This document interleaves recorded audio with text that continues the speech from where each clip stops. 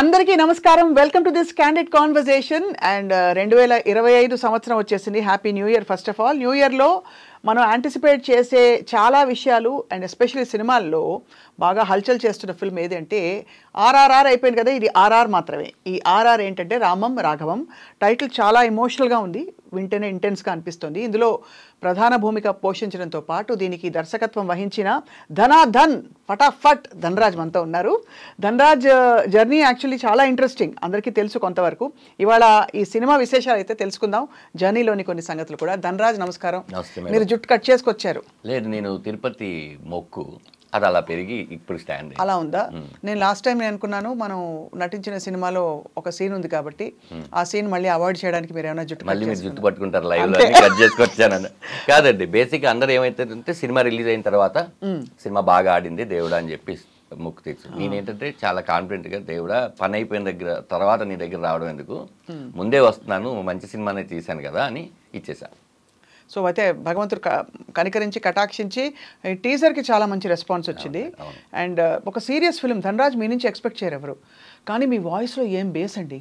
Dialogue చెప్తుంటే ఒక్కొక్క dialogue అది చాలా మంది ధనరాజ్ అన్న పేరు ఒకటి, వాయిస్ ఒకటి చూసి కొత్త వాళ్ళు ఏమనుకుంటారంటే వీడేమో 6-7 అడుగులు ఉంటాడు, ఇలా ఇలా ఉంటాడు, నువ్వు నీ వాయిస్కి నీకు సంబంధం లేదేంటి అనేవాళ్ళు అందరూ. నాకు అలా జరిగిపోయింది మ్యానుఫ్యాక్చరింగ్ డిఫెక్ట్. జబర్దస్త్లో మీ జర్నీతో కంపేర్ చేస్తే this is a very different అవతారం. అవును అవును. సో రాఘవ క్యారెక్టర్ ఎలా అనిపించింది మీకు? యాక్చువల్లీ ఈ సినిమా కథ వచ్చి విమానం అని ఒక సినిమా వచ్చింది, మీరు చూస్తుంటారు. విమానం అనే ఒక సినిమా డైరెక్టర్ శివప్రసాద్ యానాల్ గారిది ఈ కథ. ఆయన రాసినప్పుడు విమానం ఇది 2 రాశారు. ఇప్పుడు విమానం నేను డైరెక్షన్ చేస్తానండి అంటే అప్పుడు నేనే సముద్రకని గారి దగ్గర తీసుకెళ్ళి మంచి స్క్రిప్ట్ విన్నానన్నా, ఈయన నాకు స్కిట్లు రాస్తూ ఉంటారు, మీ గోల్ ఏంటి అని అడిగితే డైరెక్షన్ అన్నారు. నాకు సముద్రకని గారు తెలుసు, మీరు చెప్పిన కథలో ఆ క్యారెక్టర్ సముద్రకని గారు బాగుంటారంటే నేను కూడా అదే అనుకున్నాను అన్నారు. అన్న మీరు ఏంటి వింటారంటే ఆయన విన్నాడు. విన్న తర్వాత అది ఇమీడియట్లీ పిక్ అయింది. అయిపోయిన తర్వాత సార్ ఇంకో కథ రాశారు కదండి, అప్పటికి ఆ సినిమా టైటిల్ ఏం లేదు. అందులో మరి రాఘవ క్యారెక్టర్ నాకు చాలా బాగా నచ్చింది, మరి ఏం సార్ నాకు ఇస్తారా ఈ కథ అని. నేను పట్టుకొని తిరుగుతాను, ఎవరైనా ఓకే అన్నారంటే చేద్దామని అనగానే అంత ఇన్స్పైర్ చేసిందండి. అంటే రాఘవ లాంటి కొడుకులు నాకు తెలిసి కోర్టులో ఒకరు కూడా ఉండరు. సముద్రకని గారి క్యారెక్టర్ పేరు దశరథ రామం. దశరథ రామం అంటే రామం అన్న రాఘవ అన్న రాముడికి 2 పేర్లు. తండ్రి కొడుకులాగే, అంటే తండ్రి షాడోనే కొడుకు అని నమ్ముతాను నేను. అందుకని ఫస్ట్ పోస్టర్ మీరు చూస్తే 2 తండ్రి కొడుకులు ఉంటుంది. మా టైటిల్ కూడా రెడ్ కలర్లో ఉంటుంది. మంచి ఇలా గీశారు కదా. ఎందుకంటే బ్లడ్ రిలేషన్ కదండి రెడ్. వాళ్ళిద్దరి మధ్య ఏదో ఒకటి చెప్పాలనుకున్నా. మీరు అడిగినట్టు రాఘవన్ నేను ప్రేమించినట్టుగా నాకు తెలిసి నేను చాలా క్యారెక్టర్లు చేసినా కూడా ఆ టైంకి అది కొంచెం ఇన్స్టెంట్ ఎనర్జీ ఇచ్చింది. కానీ నాకు ఎందుకో ఆ రాఘవ క్యారెక్టర్ చేసినప్పుడు అరే ఒక మంచి కిక్కు, ఇంకా మళ్ళీ రాదేమో. మనం ఇంట్లో ఎప్పుడైనా సరే ఏం సినిమా చేసామంటే రే రామం రాఘవలో రాఘవ క్యారెక్టర్ చేశాను అని చెప్పుకోవడంత తృప్తినిచ్చిందండి. భలే కాంబినేషన్ మీ ఇద్దరిది. అవునండి. అండ్ తండ్రి కొడుకుల కథలు ఇలాంటి ఎమోషనల్ స్టోరీస్ ఈ మధ్య చాలా తగ్గిపోయాయి. సో రఘువరను బీటెక్ కానీ విఐపి కానీ డాన్ కానీ ఇట్లా చేసాము. నేను అదే భయపడ్డాను, ఈయనేమో ధనుష్ గారికి ఫాదర్గా చేశారు, శివకార్తికేయన్కి ఫాదర్గా చేశారు, ఇట్లా పెద్ద పెద్ద వాళ్ళకి చేశారు, మరి నేనేమో కమెడియన్ కదా, నేను వెళ్ళి క్యారెక్టర్ తండ్రిగా మీరు చేస్తే బాగుంటుందని అడిగితే ఆయన ఏమంటారో అని ఆలోచించాను. ఆయన ఏమన్నారంటే రే నేను ఎవరికైనా ఫాదర్గా చేస్తాను, కానీ ఆ క్యారెక్టర్ ఏంటి, దాంట్లో ఎంత పొటెన్షియాలిటీ ఉంది అని, ఈ క్యారెక్టర్ నేను చేస్తున్నాను ఎవరికైనా చెప్పు అని ఫస్ట్ ధైర్యం ఇచ్చిన సముద్రకని గారు. ఎలా పరిచయం మీకు అసలు? నేను జెండాపై కపిరాజ్ అని ఆయన డైరెక్షన్ చేశారు ఒక సినిమా నాని గారితో, తమిళ అని తెలుగు. తెలుసు. అవును. జైమ్ రవి గారేమో తమిళ్, తెలుగులో నాని గారు. అందులో నేను ఏదో 2 సీన్స్ క్యారెక్టర్ చేయడానికి వెళ్ళాను. కానీ ఆ 2 సీన్స్ చేసినప్పుడు ఆయన తమ్ముడు తంగం అనేవాళ్ళు. తంగం అంటే బంగారం కదా, ప్రతి ఒక్కరితో అటాచ్మెంట్ చాలా బాగుంటుంది ఆయనతో. అదొక్కటే అండి పరిచయం. అంటే ఆయన అది కూడా గుర్తుపెట్టుకొని విమానం కథ విన్నారనమాట. ఆయన ఏంటంటే అరే లైఫ్లో మనం చాలా సినిమాలు చేస్తూ ఉంటాం, కానీ తృప్తినిచ్చే పాత్రలు మనం వెతుక్కొని వచ్చినప్పుడు మాత్రం వదలకూడదు, అవి మాత్రం మనం చేసేయాలరా, ఎనీ కాస్ట్ మనం చేసేయాలని. అదే అలాగండి. ఆయనే ఈ సినిమాకి ముందు తమిళ్ కానీ తెలుగు కానీ, అందుకని ఆయన ఉన్నారని Tamil Telugu same date release అనుకుంటున్నాము.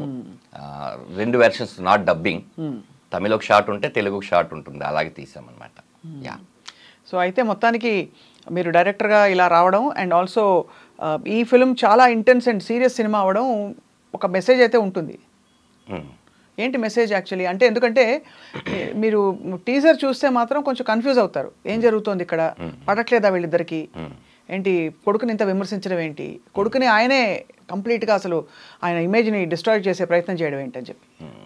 అంటే ఈ సినిమా థియేటర్కి జనాలు వస్తే మేడం ఎంతమంది వస్తారో నేను చెప్పలేను. ఇప్పుడు థియేటర్కి జనాలు రావడం తక్కువైంది. బట్ మేము చేసే పబ్లిసిటీ లేకపోతే టీజర్ నచ్చో ఏమో వచ్చిన జనాలు ఎవరైతే ఉంటారో వాళ్ళతో పాటు సినిమా ఇంటికి వెళ్ళిపోద్ది మేడం.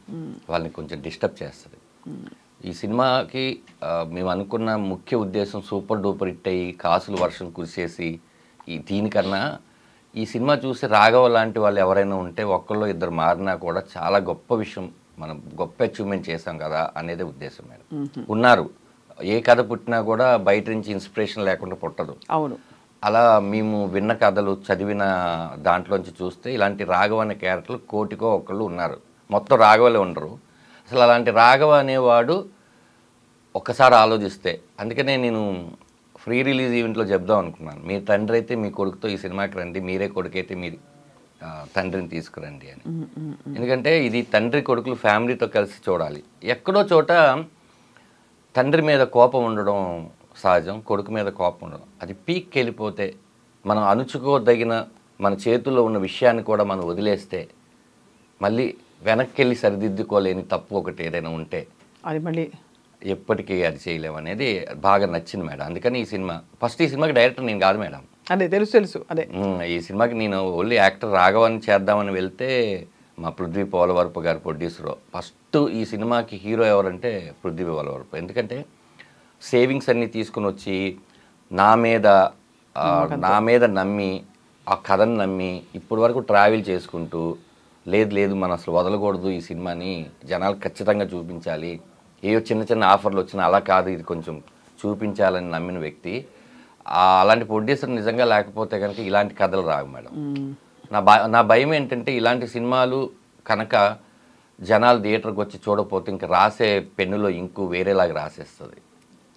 అంటే ఆల్రెడీ మారింది మీరు అన్నట్టు, రైట్, అడపదడప ఇలాంటివి వస్తూ ఉంటుంది, అప్పుడప్పుడు ఒక హోప్ ఉంటుంది, మంచి కథలు మనం చెప్పగలం అని హోప్ ఉంటుంది. ఎక్కడో మలయాళం సినిమాలు చూసి మనం భలే తీశారా, తమిళ సినిమా చూసి భలే తీశారా అంటే మన దగ్గర వచ్చినప్పుడే అది ఎందుకో చిన్న చూపు ఉంటుంది. ఇందులో సెన్సిబిలిటీస్ తెలుస్తున్నాయి, కొంచెం డిఫరెంట్ గా ఉంది, కెమెరా లైటింగ్ మొదలుకుని ఆ లుక్కే డిఫరెంట్ గా ఉంది. డెఫినెట్ గా ఉంటుంది మేడం. కానీ ఇంత సీరియస్ సినిమా మీరు రిలేట్ కాగలిగారా?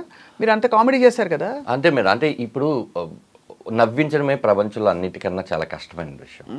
ఒక హాస్య నటుడు ఖచ్చితంగా నవ్వించాడంటే మిగతా రసాలన్నీ ఈజీగా చేసేస్తాడనేది నా ఉద్దేశం.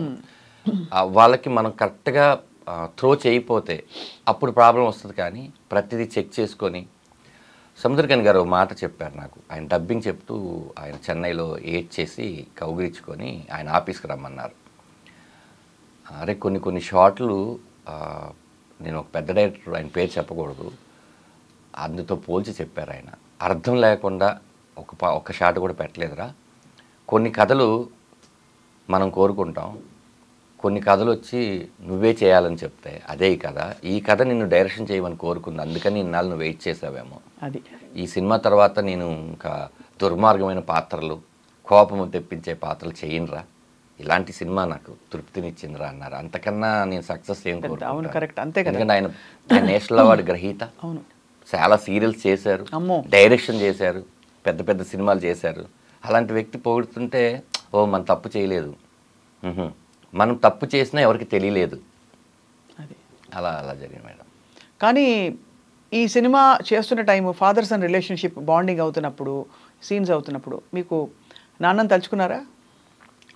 ఈ సినిమా కథ మొదలెట్టినప్పుడే నాన్నని తెలుసుకున్నా. అంటే టోటల్గా నాకు మదర్ లేరు, ఫాదర్ లేరు మేడం. నాకు 2 కొడుకులు. మా పెద్ద అబ్బాయిని నేను నాన్నగా, చిన్న అబ్బాయిని అమ్మగానే అనుకుంటుంటాను ఈ జర్నీలో. అందుకనే ఇందులో అమ్మ క్యారెక్టర్ కూడా వెరీ ఇంపార్టెంట్, ప్రమోదిని గారు. మా అమ్మ పేరు పెట్టాను కమలా అని. సముద్రగని గారికి కూడా మా నాన్నగారి పేరు సత్యరాజు, అది పెడదాం అనుకుని లేదులే ఆ క్యారెక్టర్ రామం రాఘవం అని మా ప్రభాకర్ ఆదిపాక గారు చెప్పారు. ఆయనే చెప్పి నేను ఫస్ట్ దీనికి తనయుడు అనుకున్నాను మేడం టైటిల్. తనయుడు అనుకుంటే లేదండి ఇది ఇందులో రామం రాఘవం అనే టైటిల్ నేను అనుకుంటున్నాను, ఎలా ఉందని చెప్పంగానే యూనిట్కి నచ్చింది. ఇదంతా ప్రభాకర్ గారి క్రెడిటే. అప్పుడు నేను పెట్టలేను పేరు. అందుకని సరే ఆ వృత్తి ఒకటి ఉంది, మా నాన్నగారు లారీ డ్రైవర్, దాన్ని దేవ అని చెప్పేసి ఒక క్యారెక్టర్ ఉంది, అది హరీష్ ఉత్తమన్ గారు చేశారు. ఆ లారీ బ్యాక్గ్రౌండ్ తీసుకొచ్చి మా నాన్నగారి గెటప్ ఏదైతే ఉంటుందో అది కొంచెం పెట్టడానికి ట్రై చేశాను మేడం. యా, అంటే ఆయన నేను కొడక అని పిలుస్తుంటాను నన్ను. నేను కూడా కొంచెం ఎమోషన్ అయినప్పుడు డాడీ అని పిలుస్తుంటాను. ఎందుకంటే మేమిద్దరం చాలా మంది పోస్టర్ చూడంగానే నిజంగా అచ్చుగుద్దినట్టు, అంటే ఎక్కడో ఒక విధమైన సిమిలారిటీ ఉంది. అది అసలు నమ్మరు అన్నట్టు లేదు, అలా ఉన్నారా మీరిద్దరు. ఆయన ఎంత ఫ్రీడమ్ ఇచ్చారు, రాత్రులు పగళ్ళు ఆయనకున్న డేట్లు, ఆ టైంలో మేము కథ చెప్పినప్పుడు ఆయన డేట్లు ఇచ్చినప్పుడు బ్రో జరుగుతుంది, ఆయనకున్న టెన్షన్స్, ఆయన కమిట్ అయిన సినిమాలు అన్నీ వదిలేసి అరే ఒక చలి, అప్పుడు బాగా చలికాలం మేడం, దుప్పటలా కప్పుకొని రాత్రి 1:30 5 అవుతుంది, నువ్వు నా గురించి ఆలోచించుకో, నువ్వు అన్నారు. అలా ఎవరు ఎంకరేజ్ చేస్తారు మేడం. అంటే కష్టాలు బాగా పడి వచ్చారు కాబట్టి ఒక కొత్త వ్యక్తి కష్టాన్ని ఆయన బాగా గుర్తిస్తారు, చాలా అందరినీ గుర్తిస్తారు. కానీ ఆ లెక్కను చూస్తే ధనరాజ్ మీ జర్నీ కూడా చాలా ఇంట్రెస్టింగ్. మీరు ఏ విధంగా అంటే కష్టాలు పడి మీరు దాదాపు డబ్బు కోసమే వచ్చారు కదా, సంపాదన కోసమే వచ్చారు ఇండస్ట్రీకి అని చెప్పాలా? కాదు మేడం, ఇండస్ట్రీలో నేను హీరో అవుదామని వచ్చాను. నేను ఇంకా వేరే థాట్ ఏం లేదు. ఒకవేళ వేరే థాట్ ఏదైనా ఉందని మీ దగ్గర చెప్తే అది అబద్ధమే. చాలా మంది ఊరి నుంచి సినిమా ఇండస్ట్రీకి వచ్చేది హీరో అవుదామని వస్తారు మేడం. మా టైంలో చూసుకుంటే 1999 అప్పుడు వచ్చే వాళ్ళందరూ హీరో. ఇప్పుడు కాబట్టి కొంతమంది కమెడియన్లు అవుదాం, జబర్దస్త్కి వద్దాం, లేదా విలన్ అవుదాం, రైటర్ అవుదాం, ఇట్లా కొంతమంది అంటే అప్పట్లో 80% అందరు హీరో అవుదాం. మీరు వచ్చినప్పుడు చాలా మరి దెబ్బలు తగిలాయా, డకాముక్కీలు లేదు? అయ్యో అందరిలాగే మేడం. అంటే నేనేదో స్పెషల్ అని చెప్పను, కానీ నేనేమనుకున్నానంటే ఊరి నుంచి పారిపోయి వచ్చేసాను, చదువు మానేశారు. 9th 10th చదివాను. వచ్చేసిన తర్వాత నాకు అప్పుడు అర్థమైంది ఏంటంటే, నేను అనుకునేవాడిని మేడం, అంటే ఇది చిరంజీవి గారి ఇల్లు అయితే పక్కన బాలకృష్ణ గారి ఇల్లు, ఆ పక్కన నాగార్జున గారి ఇల్లు, ఆ పక్కన వెంకటేష్ గారి ఇల్లు, ఫిలిం నగర్ అంటే ఫిలిం వాళ్ళే ఉంటారు, ఇక్కడ కాకపోతే అక్కడ కాకపోతే ఇక్కడ అనుకున్నాం. కానీ అందరూ సెక్యూరిటీ గార్డులకి పరిచయం తప్ప లోపల ఎవరికి పరిచయం కాలేదు. తర్వాత అర్థమైంది ఏంటంటే, ఇంట్లో టైంకి తినరా అంటే మనం తినకుండా, కాలు చేతులు కూడా కడుక్కోకుండా ఇట్లా నీళ్లు పోసేసుకొని అన్నం తినేసి ప్లేట్ ఇట్లా ఇస్తేసి ఆడుకోవడానికి వెళ్ళినప్పుడు మనకు ఆ వాల్యూ తెలియలేదు. ఇక్కడికి వచ్చిన తర్వాత అర్థమైంది, కరెక్ట్గా ఆ టైంకి ఆ పేగు అరుస్తుంది అన్నం తినాలి అని, అప్పుడు పెట్టేవాళ్ళు ఎవరు ఉండరు అని. అప్పుడు నేను ఫిలిం నగర్లో ఆనంద్ సినీ సర్వీస్ పక్కన ఒక మెస్ ఉండేది, అక్కడ సర్వర్గా జాయిన్ అయ్యాయి. అక్కడే భోజనం చేస్తూ సినిమా ఫోటోలు పట్టుకొని రామానాయుడు స్టూడియోలో అవన్నీ తిరిగి చాలామంది అసలు నేను అంటే అందరిని అన్నట్టే, అసలు ఏంటి నీ పర్సనాలిటీ ఏంటి, నువ్వేంటి, నీకు ఎవరు ఇస్తారు ఛాన్స్ అంటే, అవును నాలో టాలెంట్ లేదు నిజం అని చెప్పి ఆ టాలెంట్ కోసం మా సూపర్ స్టార్ ఫిల్మ్ ఇన్స్టిట్యూట్ అని ఆయన ఒక మహానుభావుడు భోజనం పెట్టి ఫ్రీగా యాక్టింగ్ నేర్పించారు. అప్పుడు మా సత్యం యాబీ గారు ఇంతమంది డబ్బులు కట్టి నేర్చుకుంటుంటే నేను అందరూ ఆ పిల్లల బెడ్షీట్లు అన్నీ మడతెట్టి కరెక్ట్గా క్లాస్ టైంకి వచ్చి వాళ్ళకి ఏం కావాలో చూసుకోవడం. అక్కడే మన చెమ్మక్ చంద్ర, నాంది డైరెక్టర్ విజయ్ కనకమేడల, నేను ఇక క్రాంతి అని సీరియల్ రైటర్ అందరం అక్కడే పరిచయం అనమాట. అలా చేస్తూ మెల్లిగా ఉన్న టైంలో పక్కనే సూపర్ గుడ్ ఫిల్మ్స్ ఉండేది. అది అంతకుముందు హీరోయిన్ రవళి గారిది, వాళ్ళ బ్రదర్ విజయ్ గారు ఉండేవాళ్ళు అక్కడ. అలా జరుగుతుంటే ఈ సూపర్ గుడ్లో కీర్తి గారు అని, అందాల రాముడు దీప్తి గారు, సారీ నా యాక్టింగ్లో ఇది నేర్చుకుంటున్నాం, మాకు ఎక్స్పీరియన్స్ కావాలంటే, అవునా రాజా సినిమా క్లైమాక్స్ జరుగుతుంది అని చంద్రాని నన్ను తీసుకుని వెళ్ళి, ఆ వెంకటేష్ బాబు గారు వెనకాల ఆటో సీన్ ఉంటుంది కదా సౌందర్య, వెనకాల మేము ఉంటాం మీరు గమనిస్తే, అది మా ఫస్ట్ ఎక్స్పీరియన్స్ యాక్చువల్లీ భారతీయ విద్యాభవన్లో జరిగింది. అది అప్పుడంతా మీరు మరి భుక్తి ఫుడ్ అక్కడ పెట్టేవారు? మా మాస్టర్ గారు బాగా చూసుకున్నారు, తల్లిదండ్రులు. అప్పటికే మా అమ్మగారు మళ్ళీ వచ్చేసారు. నేను హోటల్లో పనిచేయడం చూసి మా నాన్నగారి దగ్గర క్లీనర్గా చేశాను. ఆయన అప్పుడు ట్రంకాల్ ఫోన్ చేస్తే మా అమ్మ వచ్చి ఏడ్చి, అప్పటికి నాన్నగారు లేరు అక్కడ, మనకి ఎవరు లేరమ్మా, నేను ఇట్లా ఇండస్ట్రీలో ఎదగాలనుకుంటున్నాను అంటే, అమ్మగారు అపోలో హాస్పిటల్ ఆయాగా వచ్చి ఆయన ఓ 200 300 పెట్టి ఇల్లు తీసుకొని నేను ఇన్స్టిట్యూట్కి వెళ్తూ ఇవన్నీ ఉన్నాయి మేడం. నేను ఎందుకు దీన్ని చాలా గొప్పగా చెప్పనంటే, this is my pain only, అవతల వాళ్ళకి అది పెయిన్ కాదు. రెండోది అవతల వాళ్ళది నాకన్నా చాలా పెద్ద పెయిన్ అయి ఉంటుంది, ఉండుంటాయి ఒక రకరకాల, మీదో కథ నాదో కథ, కెమెరామ్యాన్ గారిదో కథ, అందరిదో ఒక కథ ఉంటుంది కదా, చూసి వచ్చాం. బట్ అది మర్చిపోకుండా నాకు గుర్తు పెట్టుకోవడం చాలా ఇంట్రెస్ట్. అవును, కొమ్ములు రాకూడదు అట్లా కాదు. చాలా ట్రెమెండస్ సక్సెస్ కదా ధనరాజ్, అప్పటి నుంచి ఇప్పటి వరకు మీరు ఎంత నమ్మకం ఉంటే మీ మీద మీకు నిలదొక్కున్నారు. పారిపోతారు, కష్టం వస్తే పారిపోతారు. అవును మేడం, ఫుడ్ లేదు 4 రోజులు కష్టం వస్తే పారిపోతారు. అవును మేడం, వెళ్ళిపోతారు. చూశాను మేడం, నన్ను ఇన్స్పిరేషన్ తీసుకొని వచ్చిన వాళ్ళు ఉన్నారు, వెళ్ళిపోతారు. నేను అలా అడిగిన వాళ్ళకి ఒకటే చెప్పాను, తమ్ముడు నాకు అప్పుడు ఏంటంటే ఆర్థిక పరిస్థితి బాగోక, నేను 9వ తరగతి చదవడం వల్ల వేరే ఆప్షన్ లేక, వెనక్కి వెళ్తే కూడా ఏం చేయలేమన్న ఒక భయం, ముందుకే వెళ్ళాలని ఒక గోల్, అలా వచ్చాను. ఇప్పుడు మీరందరూ ఏంటంటే డిగ్రీ ఇంజనీరింగ్ చదివేసి మీకు బైక్ ఉండి ఇంట్లో డబ్బులు పంపించే అంత ఉంది. మాలాగా ఫోటోలు పట్టుకొని తిరగాల్సిన అవసరం లేదు. మీకు యూట్యూబ్ ఉంది, కొన్ని ప్లాట్ఫామ్స్ ఉన్నాయి, పరిచయాలకి ఈజీగా మొబైల్స్ ఉన్నాయి, ఫేస్బుక్, ఇన్స్టాగ్రామ్, ఏదో ఒకటి మీ టాలెంట్ చూపించుకోవడానికి ఎన్ని ఆప్షన్స్ ఉన్నాయి కదా. మీరు వచ్చి ఒక 1 year 2 years ఒక గోల్ పెట్టుకోండి. 1 year 2 years గోల్ పెట్టుకొని, ఆహా ఇది అవ్వట్లేదు, ఇక్కడ ఉంటే మన కెరియర్ నాశనం అయిపోద్ది అనుకొని అప్పుడు మీరు వెళ్ళండి. మీరు ఏంటంటే వచ్చి 1 monthలోనో 2 monthsలోనో అయిపోదామంటే అది ఇండస్ట్రీ కష్టం అని చెప్పేవాడిని చాలామందికి. అదే మేడం ఏంటంటే మనకు వేరే ఛాన్స్ లేక, ఎందుకంటే నా పర్సనాలిటీకి నేను మూటలు మొయ్యలేను, ఏ జాబు చేయలేను, నాకు ఓన్లీ ఇదొక్కటే కనిపించింది. ఇందులో నేను ఎలాగైనా, ఒకసారి మీరు చూస్తే ఇండస్ట్రీలోనే ఉండాలని నేను ఎంత తపనగా ఉన్నానంటే, ఇప్పుడు కూడా యాక్టర్గా చేశాం, జబర్దస్త్ చేసిన తర్వాత దాని ముందు సినిమాలు చేసాం, బిగ్ స్క్రీన్ అయినా చిన్న స్క్రీన్ అయినా స్క్రీన్ సైజు మారుతుంది కానీ మన యాక్టింగ్ మారదనుకొని అన్నీ చేసాం. ఓ రియాలిటీ షోకి వెళ్ళాం, ఆ తర్వాత ఛానల్స్ మార్చుకున్నాం, ఆ తర్వాత హీరోగా చేయాలనుకున్న తపనతో పొడ్డిచ్చేసాం, హీరోగా సక్సెస్ అవ్వలేదు అన్న తర్వాత మళ్ళీ షోస్ అవన్నీ స్టేజ్ షోస్ ఫస్ట్ టైం చేసుకొని స్టేజ్ షోస్ అవన్నీ చేసుకున్నాం. ఆ తర్వాత ఓ లేదు మళ్ళీ దీన్ని చేయాలని డైరెక్షన్ చేసాం. అంటే ఇక్కడ ఈ క్రాఫ్ట్స్లోనే వర్క్ చేయడం తప్ప నాకు వేరే వర్క్ రాదు. అవును, ఇక్కడే ఉంటాను మేడం. రేపొద్దున ఇది కాకపోయినా ఇంకా ఏదైనా యూట్యూబ్లో అయినా వెళ్తాను, లేకపోతే ఏదైనా చేస్తాను, లేకపోతే మిమ్మల్ని చూసి ఇన్స్పైర్ అయ్యి ఏదైనా ఇంటర్వ్యూలు అయినా స్టార్ట్ చేస్తాను, కానీ నేను ఎక్కడికి వెళ్ళలేను మేడం. ఇక్కడ ఇది అలవాటు అయిపోతే ఇంకెక్కడికి వెళ్తారు? ఇదొక మీరు వెళ్ళాల్సిన అవసరం కూడా రాదు అసలు. చెప్పలేం కదా, వ్యసనం కరోనా వస్తుందని మనం అనుకున్నావా? అదే అలా చూస్తే అంటే అందరికీ పెద్ద కష్టం వస్తుంది, దానికి అంత పెద్ద సొల్యూషన్ పక్కనే ఉంటుందని నమ్ముతాను నేను. అది ఒక రకంగా మంచి పని చేసింది, ఒక రకంగా అంతే కదా. సో అయితే మరి అది అలా జబర్దస్త్లో మాత్రం మీరు జబర్దస్త్గా ఉన్నారు. అవును మేడం, మంచి పేమెంట్, అంటే చాలా మంచి పేరు వచ్చింది, మంచిగా మీరు స్థిరపడింది అక్కడే కదా. అవునండి, అసలు నాకు సినిమా ప్రొడ్యూస్ చేయడానికి కూడా డబ్బులు ఇచ్చిందంత చేసిందండి జబర్దస్త్. అవును, చాలా మంచి మంచి ఇన్నింగ్స్ అది. అవునండి, ఇప్పటికీ చాలామంది జబర్దస్త్ మానేసిన విషయం తెలియక, సార్ జబర్దస్త్లో మీ స్కిట్స్ చాలా బాగుంటాయండి అని అంటుంటారు. అంటే అది రిపీట్ టెలికాస్ట్ అవడమో, లేకపోతే అది యూట్యూబ్లో ఉండిపోవడమో, లేకపోతే వాళ్ళు అప్పుడు చూసుండడమో. నాకు ఇప్పుడు మా అమ్మ నాన్న ధనరాజ్ అని పేరు పెట్టారండి. ఎక్కడో ఒక 2-3 కలిసి, పంతులు గారు వాళ్ళందరూ కలిసి పెట్టిన పేరు. మొత్తం తెలంగాణ, ఆంధ్రప్రదేశ్ కొన్ని దాంట్లో ఆ పేరు ఇంత దూరం వచ్చింది అందరికీ తెలిసి అనడం చాలా గొప్ప విషయం. అయితే జబర్దస్త్ అనేది సినిమా థియేటర్కి తీసుకెళ్తుంది మేడం, టీవీ వాళ్ళ బెడ్రూమ్కి వచ్చేస్తుంది. అవును, ఆ చిన్న పిల్లలు కూడా అంటే ధనరాజ్ అనడం నాకు చాలా హ్యాపీగా అనిపించింది. అంటే నా ఇంటి పేరు కన్నా ముందు ఈ ధనాధన్ అనేది కూడా యాడ్ అయిపోయి ఉంది. గొప్ప విషయం మేడం. అంటే ఉన్నాయి, మన కష్టానికి కొన్నిసార్లు ఫలితం దక్కింది, కొన్నిసార్లు దక్కాలని కోరుకుని దక్కలేదు. జర్నీ మేడం, అంతే, ఇదంతా ఒక జర్నీ. సో జబర్దస్త్ నుంచి బయటికి రావడం అన్నది అది కాన్షియస్, ఇంకా సినిమాల్లో బిజీ అయిపోవడం వల్ల ఇంకా నేను నెక్స్ట్ సీజన్ నుంచి ఉండను అని చెప్పాల్సి వచ్చిందా మీరు? కాదు మేడం, ఇది టోటల్గా ఏంటంటే జబర్దస్త్ మానేయాలని నేనైతే ఎప్పుడు అనుకోలేదు. మాకేంటంటే 13 ఎపిసోడ్లు అని చెప్పారు. అది రేటింగ్ బాగా వచ్చేసరికి మళ్ళీ 13 ఎపిసోడ్లు కంటిన్యూ చేసి, అప్పటికి కూడా నేను అప్పటికే నాకు తెలిసి జగడం, పరుగు, ఇట్లా కొంచెం మన పిల్ల జమీందారు, ఇలాగ నేను సినిమాలో కూడా కొంచెం నోటెడ్గానే గోపి ఉన్నాను మేడం. అయితే ఏమైపోయిందంటే మాకు అప్పుడు రోజుకు 3 ఎపిసోడ్లు తీసేవాళ్ళు మేడం.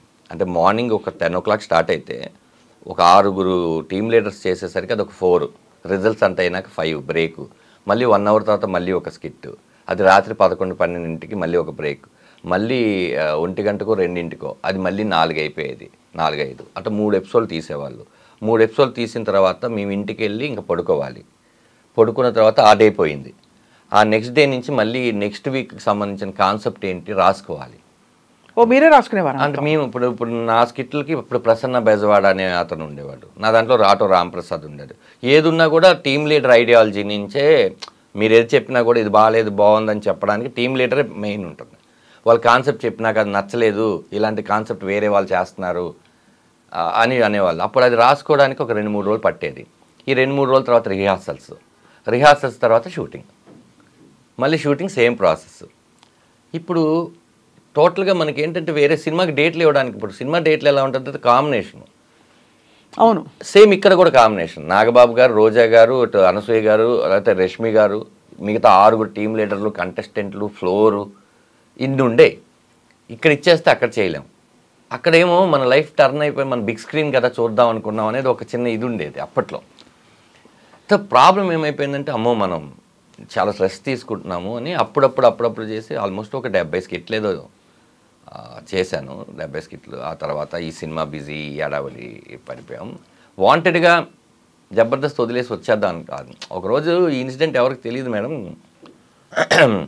మీరు వేణుని కూడా ఇంటర్వ్యూ చేశారు, నేను చూశాను. ఇప్పుడు మీరు వేణుని అడిగి వేణు చెప్తాడేమో అని కొంచెం చూశాను. నేను యాక్చువల్లీ పనిలేని పులిరాజు అని ఒక సినిమా జరుగుతుంది మేడం, నేను హీరోగా చేస్తున్నాను. అది యూసుఫ్ గూడ్లో గణపతి ఎదురుగా ఫోటోషూట్ ఏదో జరుగుతుంటే వేణు అండ్ ఏడుకొండల మేనేజర్ వచ్చారు. వచ్చి ఆలీ గారు ఆలీ టాగీస్ అని ఒకటి చేస్తున్నారు, సడన్గా ఆయనకి ఏదో డేట్లు ఇబ్బంది వల్ల చేయట్లేదు, ఇప్పుడు దాన్ని మా టాగీస్గా మార్చారు. దాంట్లో వేణు నువ్వు ఇద్దరు యాంకర్ బాగుంటుంది అనగానే నేను వేణు వచ్చాడు. ఏంటంటే లేదు చేద్దాం, ఎంతకాలమైన మనం కంటెస్టెంట్గా ఉంటాము, చేద్దాం అంటే అయితే ఒక పని చేద్దాం, ఒకసారి దీప్తి గారికో కీర్తి గారికో మల్లెమాలకి చెప్దామంటే అప్పుడు వేణు అన్నాడు, లేదు ఆ షో వేరు ఈ షో వేరు, అది గురువారం ఎప్పుడు వస్తుంది, ఇది ఆదివారం మధ్యాహ్నం వస్తుంది, ఇక్కడ మనం ఏంటి కమెడియన్స్, అది ప్రాబ్లం ఏమి ఉండదు కదా అన్నారు. సరే అయినా కూడా ఒకసారి చెప్తే బెటర్ ఏమో అన్నాను. వేణు సరే నువ్వు వెళ్ళి చెప్పు అన్నాడు. నేను ఏం చేశానంటే ఇక్కడ నెక్స్ట్ డేనే షూట్ చేస్తాం. షూట్ చేసేసి నేను వెళ్ళి ఇట్లా మేడంతో మాట్లాడాను, శ్యామ్ ప్రసాద్ గారి వాళ్ళ పాపతో.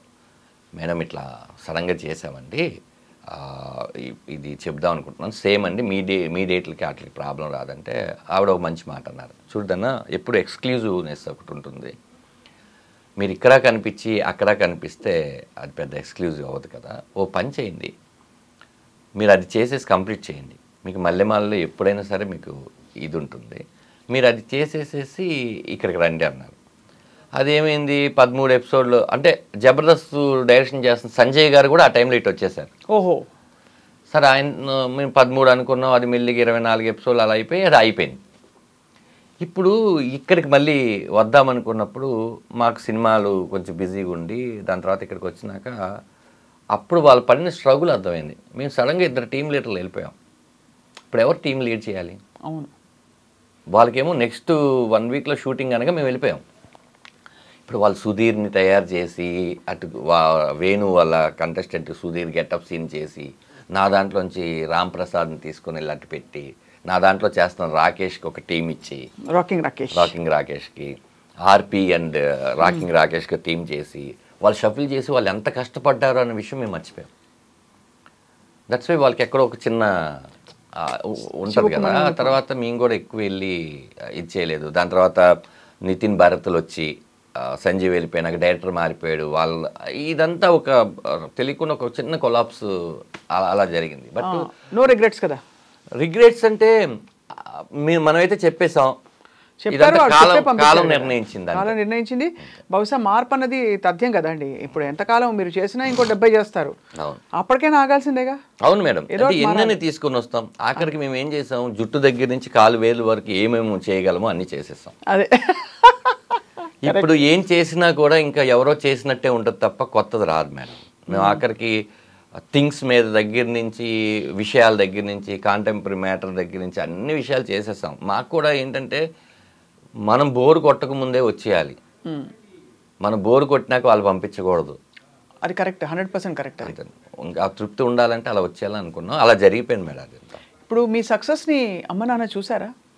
నాన్నగారు నాకు 8-9 ఇయర్స్ ఉన్నప్పుడే చనిపోయారండి లారీ యాక్సిడెంట్లో. మదరు నాతో వచ్చేసినాక ఆవిడ చూసిన ఒకే ఒక్క సినిమా ఏంటంటే జై, నా ఫస్ట్ మూవీ. ఆ సినిమాలో తేజ గారు, అక్కడే వేణు నేను కూడా పరిచయం. తేజ గారు ఒక సీను ఒక చిన్న పాటలో ఇది ఉంటుంది. మా అమ్మ గిలాక్సీ థియేటర్ అని కింద మీకు షేక్పేట్లో ఉంటుంది, అందులో నన్ను కత్తితో పొడుస్తారు. అది యాక్చువల్లీ బొమ్మకి పొడుస్తారు కదా, మా అమ్మకి తెలీదు. అప్పుడే ఫస్ట్ టైం మా అమ్మ డిటిఎస్ చూడడం. కొరంగానే నానా అంది, మా అది బొమ్మమ్మ, నేను ఇక్కడ బతికే ఉన్నాను కదా అన్నాను. ఆ సినిమా ఒకటే చూశారు, ఆ తర్వాత మా అంతా చనిపోయాను. అమ్మ కానీ చాలా నిలదొక్కుని మీరే, మీకు అమ్మ నాన్న ఇప్పుడు పిల్లలైతే అంతే మేడం. పెళ్ళెలా అయింది ధనరాజ్ మీది?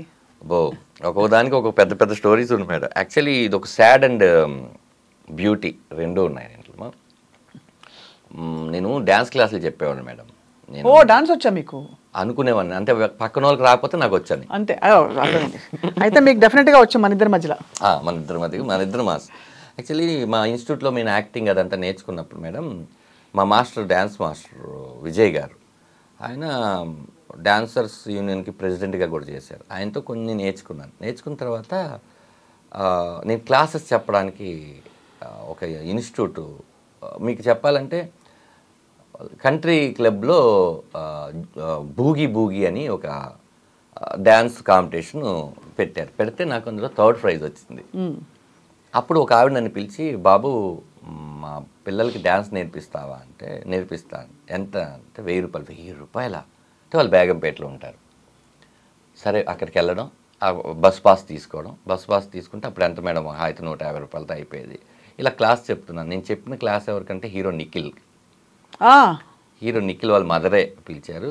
హీరో నిఖిల్ వాళ్ళ సిస్టర్కి ఆ పిల్లోడు ఉండేవాడు. ఆ పిల్లోడు వచ్చేసి కౌరవుడు అని నాగబాబు గారి సినిమాలో కొడుగ్గా చేశాడు. అప్పుడు నిఖిల్ కూడా వచ్చేవాడు. వచ్చిన తర్వాత అది వేరే టాపిక్ యాక్చువల్లీ. అది బ్యూటిఫుల్ ఇన్సిడెంట్ ఏంటంటే, ఇది కంప్లీట్ చేసి అది చెప్తాను, లవ్ స్టోరీ ఇది. అతను వచ్చాడు, మా ఇన్స్టిట్యూట్లో నేర్చుకున్న డైలాగులు అన్నీ చెప్పాను, అంతా అయిపోయింది, తను బాగా ఇచ్చేసాను. ఆ తర్వాత ఎందుకో ఆ క్లాసు పిల్లలు పెద్దవాళ్ళు అవుతున్నారు, ఇప్పుడు డ్యాన్స్ ఎందుకని వాళ్ళు వదిలేస్తారు, అంతా అయిపోయింది మేడం. నేను యువత అని ఒక సినిమా చేస్తానికి నన్ను పరశురామ్ గారు పిలిచారు. ఎందుకంటే పరశురామ్ గారు పరుగు సినిమాకు అసోసియేట్, నేను పరుగు చేశాను. దాంతో ఆయన ఒక క్యారెక్టర్ రాశారు. అది రాజమండ్రి సెంట్రల్ జైల్లో ఒక ఖైదీ క్యారెక్టర్. నేను అలా వెళ్ళిపోతుంటే భయ్యా అని ఒక సౌండ్ వచ్చింది. భయ్యా అని సౌండ్ వస్తే తిరిగి చూస్తే నిఖిల్. అప్పుడు జగడం చూసి పరుగు అవన్నీ చూసి పిలిచారు. నన్ను గుర్తుపట్టారా భయ్యా అన్నాడు. లేదు భయ్యా, నా పేరు నిఖిల్ భయ్యా, మీరు నాకు డ్యాన్స్ అన్నీ నేర్పించారు. నిఖిల్ నువ్వా అంటే, అప్పటికే హ్యాపీ డేస్ ఇవన్నీ కూడా సూపర్గా ఉన్నాడు కదా తను. నిఖిల్ నాకు గుర్తుపట్టలేదు, అప్పుడు ఇంత పెరిగిపోయావు ఇదంటాను. భయ్యా థ్యాంక్ యూ సో మచ్, అసలు నేను హ్యాపీ డేస్ సెలెక్ట్ అవ్వడానికి మీరు చెప్పిన డైలాగే అది వెళ్ళి శేఖర్ కమ్ముల్ గారి దగ్గరికి వెళ్ళి ఆడిషన్లో చెప్పాను. చెప్తే సూపర్ బాగుందని చెప్పి సెలెక్ట్ చేశారు భయ్యా, ఆ రోజు మీరు డైలాగ్ నేర్పించడం అని. ఇప్పుడు తను కలిసినప్పుడల్లా అది చెప్పేవాడు, ఇంత గుర్తుపెట్టుకున్నావు, థ్యాంక్ యూ సో మచ్ అన్నాం. అదే అలా జరిగింది మేడం. ఆ తర్వాత నేను దివాకర్ బాబు గారు ఇల్లు ఉండేది ఫిలింనగర్లో, మీకు ఐడియా ఉంది. దాన్ని ఎదురుగా మిషన్ కొడుతుంటారు, కింద కారు పార్కింగ్ అని పెట్టారు. నేను ఆ పార్కింగ్లో కార్లు ఏం లేకపోతే ఉంది, ఇది నేను ఇన్స్టిట్యూట్గా వాడుకుంటానని చెప్పి దాన్ని నేను ఒక ఇన్స్టిట్యూట్ చేసి, నేను స్టార్ ఫిలిం ఇన్స్టిట్యూట్ అని బోర్డు పెట్టి అక్కడున్న పిల్లలందరికీ 200-300 రూపాయలు అని ఒక క్లాస్ పెడితే చాలామంది ఏంటంటే క్లాసికల్ డ్యాన్స్ అడిగేవాళ్ళు. మనకి ఈ డ్యాన్సే రాదు, ఏదో వాళ్ళకి రాదని నేర్పిస్తుంటే క్లాసికల్ ఎలా అని చెప్పి ఎంక్వైరీ చేస్తే అది మాగంటి కాలనీ ఉండేది పైన. అక్కడ ఎవరో ఒక అమ్మాయి కొంచెం క్లాసికల్ వచ్చు అంటే ఆ అమ్మాయిని పిలవంగానే అమ్మాయిని చూడంగానే అమ్మాయిని చూసి ఐ లవ్ యూ అని చెప్పి ఫస్ట్ టైం చూడంగానే, మిమ్మల్ని చూడగానే మీరు చెప్పారు అంటే ఇడియట్ ఏం మాట్లాడతానని వెళ్ళిపోయింది. కామనే కదా మనందరికీ చెప్తాం కదా అని అయిపోయింది. ఆ టైంలో నేను దర్గాలో ఉండేవాడిని. ఫిలింనగర్ నుంచి నేను దర్గాకి వెళ్ళాను. డోరు అలా తీసి చూస్తే మా అమ్మగారు అలా పడుకున్నారు. ఏమే తిన్నావా అని అడిగాను, ఏం మాటలేవు. చూస్తే అర్థమైపోయింది మా అమ్మగారు చనిపోయారు. సిస్ క్యాన్సర్ పేషెంట్. అప్పుడే 3rd స్టేజ్ కీమోలు అన్నీ చేయించాం, కానీ మన వల్ల స్థాయికి మించి ఆవిడ చెప్పలేదు మనకి. చెప్తే వీడు ఏం చేయగలడు, ఇప్పుడు మనసులో అది పెట్టుకుని కెరీర్లో ఇచ్చేసుకుంటాడు అని చాలా స్ట్రగుల్గా ఉండేది. ఎందుకంటే ఈ డ్యాన్స్ క్లాస్ నుంచి వచ్చే డబ్బులు, లేకపోతే వేరే మనకు ఉపాధి లేదు. అప్పుడు చాలామందికి ఫోన్ చేసాము, అందరి పరిస్థితులు అలాగే ఉన్నాయి. అప్పుడు సర్లే అని ఈ అమ్మాయికి కూడా చేసాం. అందరు చేసే ప్రాసెస్లో రాత్రి 11-12:30కి ఈ అమ్మాయికి కూడా చేస్తే, నీ పక్కన ఎవరు ఉన్నారంటే నా పక్కన వాసు అనే ఫ్రెండ్ ఉన్నాడంటే వాసుని పంపించాను. వాసు వెళ్ళాడు. వచ్చి హాఫ్ అన్ అవర్ తర్వాత దాని దగ్గర డబ్బులు లేవంటారా అంటే, కానీ డబ్బులు లేనప్పుడు ఎందుకు పిలిచింది, ఇక తోడు ఉండాలి కదా నాకు అంటే, లేదా అని ఇదిగో అమ్మాయి పట్టీలు, అమ్మాయిది ఏదో ఉంగరం, అమ్మాయి కమ్మలు అవన్నీ ఇచ్చిందరా వాకయ్యి. నేను పెద్ద అంటే ముందు డబ్బులు వచ్చినాయి అనే దాని మీద ఉండి మార్వాడి షాపు ఒక ఆయన ఉంటే అర్ధరాత్రి లేపి తాకట్టు పెట్టి ఆ డబ్బులతో మా అమ్మగారి ఇదంతా చేసాం. అమ్మాయి వచ్చింది. వస్తే నాకు భయం పుట్టుకుంది. ఏం భయం పుట్టుకుందంటే, ఇప్పుడు నాకేంటంటే అన్నం ఎలా వండుకోవాలో తెలీదు. బట్టలు ఎలా ఉతకాలి, ఇల్లు ఎలా అంట్లు ఎలా తోమాలి, ఇట్లా ఏ థింగు నాకు తెలియదు. ఇలా ఉండిపోయాను నేను. అలా ఉండిపోతే పక్కింటి వాళ్ళు పిలిచి భోజనం పెట్టడం ఇలాంటి థింగ్స్ జరుగుతున్నాయి. కానీ ఇంకా మళ్ళీ రాదా, ఎప్పుడో చిన్నప్పుడు నాన్న కోల్పోయాము, ఇప్పుడు కరెక్ట్గా అమ్మను కోల్పోయాము. ఏంటి నా లైఫ్ నాకు అర్థం కావట్లేదు. ఇది నేను చెప్తుంది 2007. ఇలా ఉంది ఏంటని ఆలోచిస్తుంటే అమ్మాయి పబ్బు ఇయ్యమని చెప్పి అమ్మాయి ఒక రెసిపీ తీసుకొని వచ్చింది, కిచిడి టైప్ సంథింగ్. తిను అంటే నాకేం తినబుద్ధి కావట్లేదు, ఏం లేదంటే అమ్మాయి నువ్వు ఫస్ట్ తిను, నీకు నేను ఉన్నాను, నువ్వు తిను అంటే ఉండడం అంటే ఏంటి, నేను లైఫ్ లాంగ్ ఉంటాను, ముందు తిను అంది. అన్న తర్వాత అమ్మాయి నాతోనే ఒక 2 రోజులు ఉన్న తర్వాత పెళ్లి చేసుకున్నాం. అంటే అప్పుడు ఎవరు లేరు, నేను అమ్మాయి పెద్దమ్మ గుడికి వెళ్ళి, వాళ్ళ పేరెంట్స్ అదే చెప్తాను, పెద్దమ్మ గుడికి వెళ్ళి తాళి కట్టేసి, ఇంకా ఏదో కీడు జరిగిన చోట మేలు జరగాలి, మంచి జరగాలని పెద్దవాళ్ళు చెప్పారు. అంతా అయిపోయింది. ఇంకా ఆ ఇల్లుని వదిలేసి ఇంకొక ఇల్లు, ఒక 500 రూపాయలు, ఇది 400 అయితే ఒక 500 రూపాయలు ఇల్లు తీసుకొని బాగా కష్టపడాలి అని చెప్పి చేసుకుంటున్న టైంలో అప్పుడు అడిగాను అమ్మాయిని ఒక 1 వీక్ తర్వాత, అవును మీకు తల్లిదండ్రులు ఉంటారు కదా, మర్చిపోయాను అడగడం అని. మా నాన్నే అంటే నేను ఇప్పుడు సోలో కదా మేడం, నాకు ఆ థాట్ రాలేదు, చుట్టాలు ఉంటారు ఇదని ఉన్నారు అని. అమ్మాయి ఒక పెద్ద లిస్టు చెప్పింది. లిస్ట్ చెప్తే వాళ్ళ అక్కతో తను బాగా క్లోజు, వాళ్ళ అక్కకి చెప్తే వాళ్ళ అమ్మ నాన్న ఇంకా మా కూతురు చచ్చిపోయింది, మా కూతురు సంబంధం లేదు, చదువుకోమని పంపిస్తే ఇదేంటి అదేంటి అని పేరెంట్స్ ఎలా మాట్లాడతారో అలా మాట్లాడి ఇంకా నీళ్ళు పోసేసుకున్నాము. లేదు అని, చూడమ్మా ఇప్పుడు నువ్వు ఎవరు లేరు, నీకు నాకు ఎవరు లేరు, ఇప్పుడు నువ్వే నాకు అమ్మ, నేనే నీకు నాన్న, ఓకే అని అలా మెల్లిగా సినిమాలు చేసుకుంటుంటే తను ప్రెగ్నెంట్, అప్పుడు కూడా చెప్పాం, అప్పుడు కూడా రెస్పాండ్ లేదు. వాళ్ళ అక్క మాట్లాడుతుండేది. ఆ తర్వాత కరెక్ట్గా డెలివరీ, నేను పెళ్ళిగాని ప్రసాద్ అనే సినిమా షూటింగ్లో ఉన్నాను. రాత్రి నేను వచ్చి చూస్తే అమ్మాయి ఏడుస్తుంది, ఏంటంటే నొప్పులు వస్తున్నాయని. అప్ప అని చెప్పి తనని తీసుకొని వెళ్ళి అక్కడ గవర్నమెంట్ హాస్పిటల్ ఉంటే దర్గాలోనే తీసుకొని వెళ్తే వాళ్ళు ఏమో వేడి నీళ్ళు కావాలని అడిగారు. వేడి నీళ్ళు కావాలంటే నేను ఇంటికి వెళ్ళి వేడి నీళ్ళు పెట్టుకొని అది పట్టుకొని వస్తే చల్లగైపోయాయి. మళ్ళీ తీసుకొచ్చి ఇట్లా చాలా చాలా అంటే ఆ టైంలో పడాల్సిన పెయిన్ అన్ని నేను కూడా మీరు కూడా ప్రసవ వేదన పడి వెళ్ళిన తర్వాత నా చెయ్యి ఇలా పట్టుకొని నువ్వు వెళ్తే నేను కన్నానంటే ఇట్లా చెయ్యి పట్టుకుని ఇట్లుంటే మా పెద్ద అబ్బాయి సుక్కుని కనింది. దాని తర్వాత అది ఇంటున్నా నాకు భయం అలా పట్టుకొని. అంటే ఈ ప్రపంచం మొత్తంలో ఇంకా నాకు ఎటువంటి రిలేషన్స్ ఉన్నా కూడా ఈ బ్లడ్ రిలేషన్స్ కావు, ఫస్ట్ బ్లడ్ రిలేషన్ అంతే కదా. మళ్ళీ నాకు మా నాన్న పుట్టేశాడు అని చెప్పి ఇలా పట్టుకొని అలా చూస్తూ తెల్లారి ఫోన్ చేస్తే అప్పుడు వాళ్ళ అమ్మ వచ్చింది. ఇంకా ఇవన్నీ పోయినాయి, మనవన్నీ చూసుకుంటారు కానీ పోయి. ఇప్పుడు ఎలా ఉందంటే ఇప్పుడు వాళ్ళే నా ఫ్యామిలీ, నన్ను కొడుకు కన్నా ఎక్కువ చూసుకుంటారు, చాలా బాగా చూసుకుంటారు. మా అత్తయ్య కానీ మామయ్య కానీ మా వదినలు కానీ లేకపోతే మా మరదలు కానీ మా ఒక కుటుంబాన్ని ఇచ్చింది చాలా. అంటే నేను అదే చెప్పాను, నేను నాకు ఆ సినిమా సీతారామం సినిమాలో క్లైమాక్స్లో సుమంత్ గారితో దుల్కర్ గారు మాట్లాడతారు, సార్ ఒకవేళ వెళ్ళిపోవాల్సి వస్తే మీరు వెళ్తారు సార్, నేనే ఉండిపోతాను, నేను అనాథని కాదు సార్, నన్ను కూడా ప్రేమించే వాళ్ళు ఉన్నారంటారు. ఆ డైలాగ్ నాకు చాలా ఇష్టం అనమాట. ఎస్, ఇప్పుడు మనకేంటి బ్లడ్ రిలేషన్స్ ఇద్దరు, ఫ్యామిలీ ఇచ్చింది మా ఆవిడ, ఇంతకు మించి ఉంటుంది మేడం. అంటే ఇది సర్కిల్, అదే భూమి గుండ్రంగా ఎందుకు ఉంది అని దానికి ఇప్పుడు నాకు అర్థమైంది. సో మీరు మీ బిడ్డని పట్టుకున్న సీన్ని మీరు సినిమాలో ఎక్కడో పొందుపరిచారు అన్న విషయం నాకు క్లియర్గా అర్థమైంది. ట్రైలర్లో అది అందరూ చూసారు లేదు నాకు తెలియదు, రిలీజ్ కాలేదు, నేనైతే సీక్రెట్ చూశాను కాబట్టి నాకు సడన్ గా కనెక్ట్ అయింది దాని. ప్రతిదీ కూడా నేను ఎక్కడో చోట ఇన్స్పైర్ అయినవి, లేకపోతే నేను ఎక్కువ బాధపడినవి, ఎక్కువ ఆనందపడినవి పొందుపరిచి, ఎందుకంటే నేను అని చెప్పట్లేదు, ఇలా ప్రతి తండ్రి పడతాడు కదా, అప్పుడు ఈజీగా మోర్ కనెక్టివిటీ ఉంటుంది కదా. అదే ఎక్కడ కూడా ఈ రామం రాగం సినిమాలో మేడం కథని దాటి కామెడీ కానీ ఏదో ఒక సబ్ ప్లాట్ తీసుకొచ్చి పెట్టడం కానీ కాకుండా అలా వాళ్ళకి అర్థమయ్యేవంతంగా నీట్గా ఇది మన ఇంట్లో జరుగుతుందా, అమ్మో ఇది మన ఇంట్లో జరగకూడదు, ఈ 2 విషయాలని తీసుకుని చేశాను. చాలా ఇంట్రెస్టింగ్గా ఉంది ధనరాజ్, ద హోల్ అంటే మీ story, Ramam Raghavam teaser and plus మీరు చెప్తున్న స్టోరీ నేపథ్యం, మీకు నిజంగా బోల్డ్ అంత అసలు జీవితం చిన్న వయసులో చూస్తారు మీరు. అవును మేడం, ఇప్పుడు 41కి వచ్చాను నేను. ఈ 20,000 19 ఒక 20 జై సినిమాకి ఇప్పటికి ఒక 21 సంవత్సరాలు అయి ఉంటాయి. 21 సంవత్సరాలు అంటే యాక్చువల్లీ చాలామందికి ఏంటంటే నాకు కాలేజ్ లేదు, నాకు జాబ్లు, కాలేజ్ తర్వాత అవన్నీ ఏం లేవు మేడం. చాలా చూసి చిన్న వయసులోనే దేవుడు అనం కానీ పరిస్థితులు చాలా చూసాం మేడం. అంటే ఇది నీకు తెలీదా అనేది లేదు మేడం. అలా ఉన్నాయి. అంటే నేను హ్యాపీగా ఫీల్ అవుతుంది ఏంటంటే మన గోళీల ఆటలు తెలుసు, సేమ్ గేమ్ క్యారమ్ బోర్డు తెలుసు, బర్రెలెక్క ఆడడం తెలుసు, చెరుగ్గల లాగడం తెలుసు, ప్రతి థింగు తెలుసు. మనం ఉన్నప్పుడే టెలిఫోన్లు పోయి సెల్ ఫోన్లు వచ్చి, మొబైటెల్స్ వచ్చి, కంప్యూటర్లు వచ్చి చాలా వచ్చినాయి. అన్నీ చూసుకుంటూ ఇది లైఫ్ మళ్ళీ మనం ఎవరికైనా చెప్పాలి అంటే ఇన్ ఫ్యూచర్ కూడా ఏం డాడీ బియ్యం అనేది వరిలో పండిస్తారా, ఈ సూపర్ మార్కెట్లో దొరుకుద్దేమో అనుకున్నాం అన్న పరిస్థితి నుంచి మనం అన్ని చూసుకోవచ్చు. అన్ని చూసారు, కరెక్ట్ జనరేషన్లో ఉన్నారు మీరు. అదే మరి ఇంక ఈ జనరేషన్ ఎవరికి రాదు.